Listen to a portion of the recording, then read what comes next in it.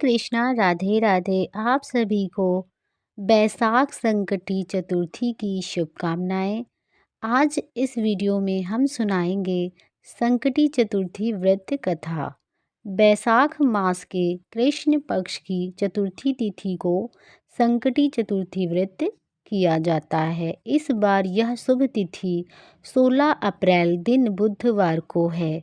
धार्मिक मान्यताओं के अनुसार इस दिन विधिवत पूजा अर्चना करने से विघ्नहर्ता गणेशा सभी तरह के विघ्नों को दूर करते हैं और घर परिवार में सुख समृद्धि बनी रहती है।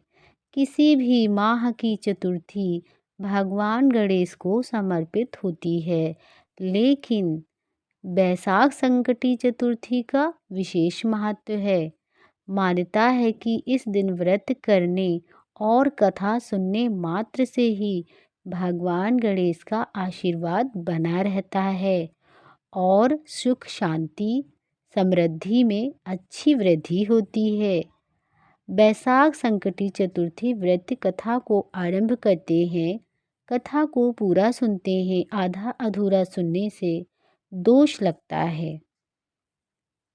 ओम गण गणपते नमः। भगवान श्री कृष्ण युधिष्ठिर को इस व्रत की महिमा के बारे में बताते हुए कहते हैं कि प्राचीन काल में रतिदेव नामक प्रतापी राजा थे। राजा की मित्रता यम, कुबेर और इंद्रदेव से थी। इनके ही राज्य में धर्मकेतु नामक ज्ञानी ब्राह्मण रहते थे। इनकी 2 पत्नियां थीं, एक सुशीला और दूसरी चंचला। सुशीला कोई न कोई व्रत करती थी, जिससे उसका शरीर दुर्लभ हो गया।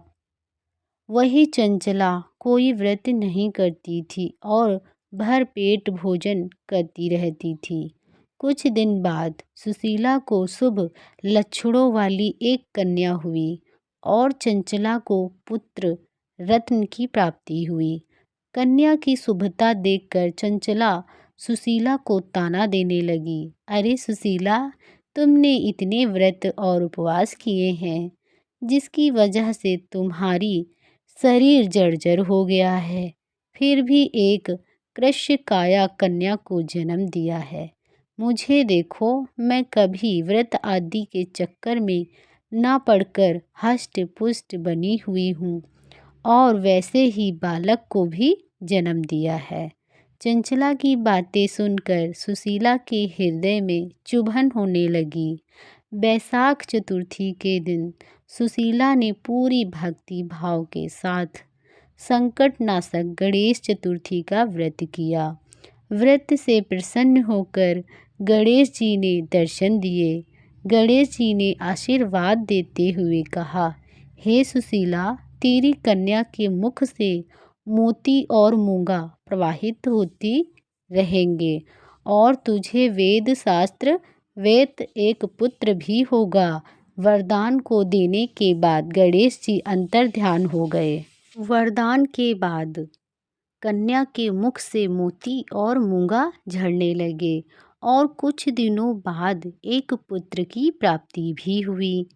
उसके कुछ दिनों बाद ही धर्मकेतु का स्वर्गवास हो गया और उनकी मृत्यु के उपरांत चंचला घर का पूरा धन लेकर दूसरे घर में जाकर रहने लगी। लेकिन सुशीला पति के घर में रहकर ही पुत्र और पुत्री का पालन पोषण करने लगी। कन्या की वजह से ही सुशीला के पास काफ़ी धन एकत्रित हो गया। इस कारण चंचला सुशीला और उसके परिवार से ईर्ष्या करने लगी।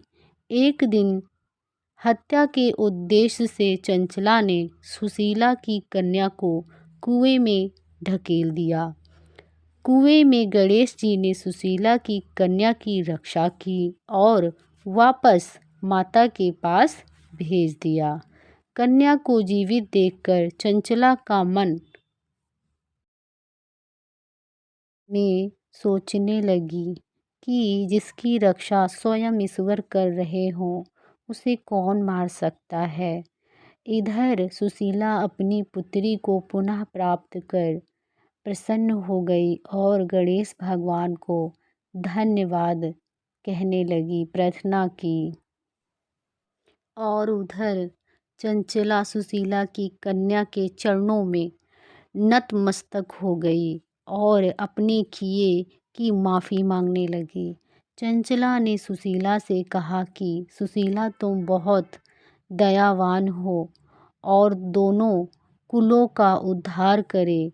जिसकी रक्षा स्वयं भगवान करते हो उसका मनुष्य क्या बिगाड़ सकता है। इसके बाद चंचला ने भी बैसाख मास के कृष्ण पक्ष की चतुर्थी तिथि का व्रत किया। भगवान गणेश जी की कृपा से दोनों परिवारों के बीच सब सही हो गया।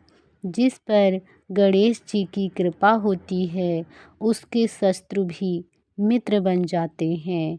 भगवान गणेश ने जिस प्रकार सुशीला की मदद की उसी तरह वे सभी की मदद करें। जय गणेश भगवान की। जयकारा अवश्य लगाएं दिल से कमेंट में। आप सभी को गणेश चतुर्थी की शुभकामनाएं। ऐसी ही वीडियो देखने के लिए हमारे चैनल को सब्सक्राइब करें, लाइक करें। जय गणेश।